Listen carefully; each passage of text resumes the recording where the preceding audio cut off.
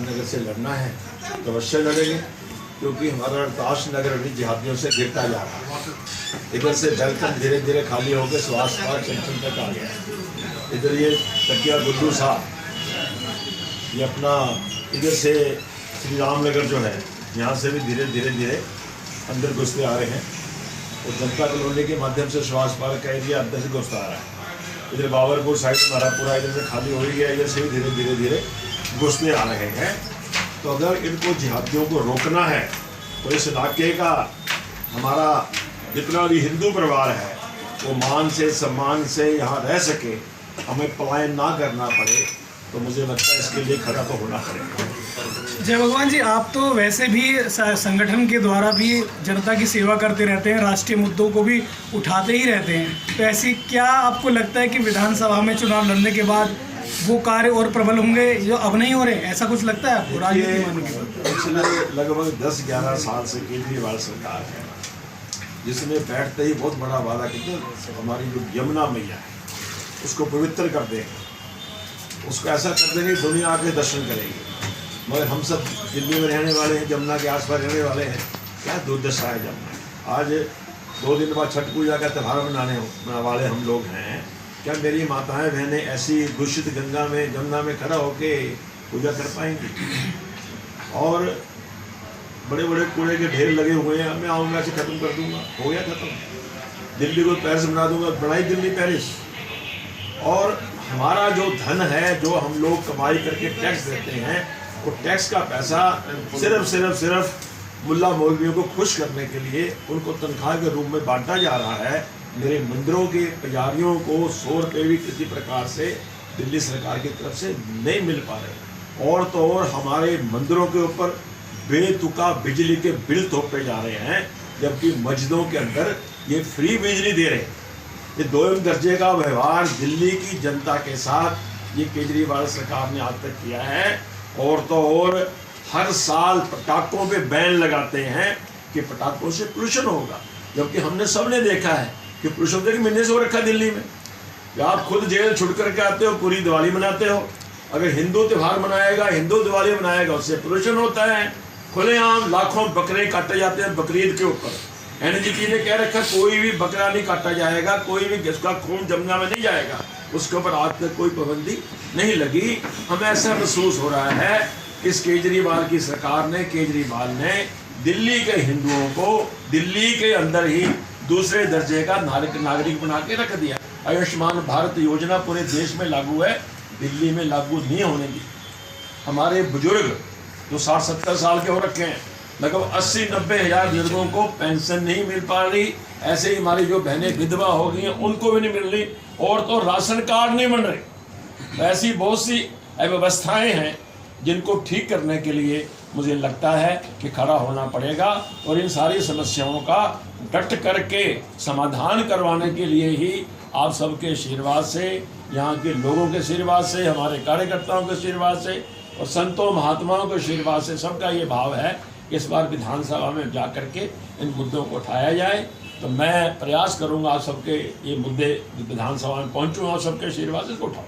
गोयल साहब, आपका नाम तो आ ही रहा है रोहतास नगर विधानसभा के लिए, आपको क्या लगता है क्या मुद्दे हैं इस विधानसभा के अंदर, क्या परेशानियां हैं जिनको आप दूर करने के लिए पहले तो मैंने सबसे परेशानी ये बताई कि हमारा रोहतास नगर विधानसभा भी जिहादियों से गिरता जा रहा है। सर बेसिक बात करें तो जन सुविधाओं की बात करें तो उस पर क्या कहना चाहिए? जन सुविधाएं में जो जन सुविधाएं हैं, मान लो यहाँ पानी की व्यवस्था बहुत है, पानी लोगों को साफ सुथरा आज तक नहीं दे पा रही है। और सामने हमारे ऐसी कॉलोनी है, नरक में जी रहे हैं लोग, जहाँ जुगी वहाँ मकान का अच्छा कंसेप्ट था, एक बहुत अच्छी यहाँ पर बढ़िया कॉलोनी बन सकती है, इतनी जगह इनके पास है, मगर अगर जाके देखें तो हम वहाँ खड़े नहीं हो पा रहे जहाँ ये गरीब आदमी आज रह रहे हैं। ऐसी बहुत सी सीवर की अव्यवस्थित है, यहाँ सफाई भी ना के बराबर होती है। पहले इनके पास नगर निगम नहीं था, हमारे पास नगर निगम आ जाए हम ये कर देंगे वो कर देंगे, कुछ नहीं हुआ। तो ऐसी अव्यवस्थाएँ हैं जो ठीक करनी है। खास करके जो हमारे सीनियर सिटीजन बुजुर्ग हैं उनके लिए बहुत कुछ करने की ज़रूरत है। जो हमारी बहन बेटियां काम धंधे पे जाती हैं उनके लिए बहुत कुछ करने की ज़रूरत है। ऐसे बहुत से हमारी बहनें हैं, हमारी माताएं हैं जो काम धंधे पे जाती हैं, उनके लिए रुकने का, ठहरने का कोई इंतजाम नहीं है। तो अगर हमें मौका मिलता है आप सबके आशीर्वाद से, ऐसी कोई व्यवस्था करेंगे जो काम धंधे वाली हमारी बहन बेटियां हैं उनका अच्छा एक हॉस्टल नुमा, एक आश्रम नुमा स्थान बनाए जहाँ के वो रह सके सुरक्षा के साथ, उनको वहाँ अच्छा भोजन मिल सके और अपना परिवार का पालन पोषण करने में वो अपना योगदान दे सके। Okay sir. गोयल साहब, एक आखिरी सवाल, आप हिंदुत्व की प्रखर आवाज़ है, हिंदुत्व के ऊपर पिछली बार भी चुनाव लड़ा था विधानसभा का, कांग्रेस और आम आदमी पार्टी आरोप लगा रही है भाजपा के ऊपर कि चुनाव से पहले सांप्रदायिक माहौल बना रहे हैं दिल्ली के अंदर, क्या कहेंगे? देखिए, सांप्रदायिक माहौल कौन बना रहा है ये कहने की जरूरत नहीं है। आज तेलंगाना में कांग्रेस की सरकार है, उन्होंने 1 महीने के लिए 140,000 लागू कर दिया है ताकि हिंदुओं का त्यौहार का महीना है, हिंदू अपने त्यौहार ना मना पाए।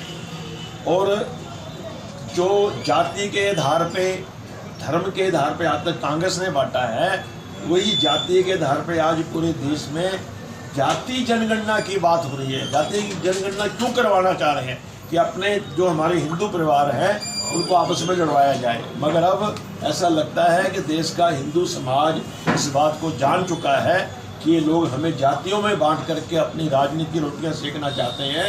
जो मोदी जी ने आज स्लोगन दिया है, ये स्लोगन तो बरसों से हम लोग कह रहे हैं कि मेरा हिंदू समाज जात पात से, भाषावाद से, क्षेत्रवाद से, प्रांतवाद से ऊपर उठ करके खड़ा होगा तो ही हम मजबूती के साथ बड़ी से बड़ी समस्या का समाधान भी कर सकेंगे। जो जिहादी शक्तियाँ, जो हिंदू विरोधी शक्तियाँ, जो राष्ट्र विरोधी शक्तियाँ मेरे देश के लोगों को जात पात में बांट करके राजनीति करना चाहती हैं, उनकी राजनीति हम आगे बढ़ने नहीं देंगे। देखो ना, आज पूरा विश्व सनातन को मान रहा है। अमेरिका ने व्हाइट हाउस में दिवाली मनाई है, छुट्टी कर दी है, और ये केजरीवाल हमें यहाँ दिवाली नहीं मनाने दे रहा, छठ नहीं मनाने दे रहा, होली नहीं मनाने दे रहा। जब भी हमारा त्यौहार आता है कोई ना कोई मीन मेघ निकाल करके हमारे वर्षों सदियों से जो हम त्यौहार मना रहे हैं उसको प्रशंसन लगाया जा रहा है। और ये जो हो रहा है ये खुल्लम खुल्ला हमारे साथ अन्याय हो रहा है। देश का सनातनी, देश का हिंदू समाज अब और अन्याय सहने के लिए तैयार नहीं है। हाँ जी। तेलंगाना भवन पे बहुत जल्दी तय करके बड़ा प्रोटेस्ट करेंगे कि जो तेलंगाना में कांग्रेस सरकार है वो कांग्रेस सरकार 144 धारा लगा करके हमारे हिंदुओं की जो आस्था है, जो हमारे हिंदुओं के त्यौहार हैं, उनका दमन कर रहे हैं। और ये हम उसके लिए तेलंगाना के ऊपर जाकर के वहाँ पे जो इनका भवन है प्रोटेस्ट करने वाले हैं। ठीक है।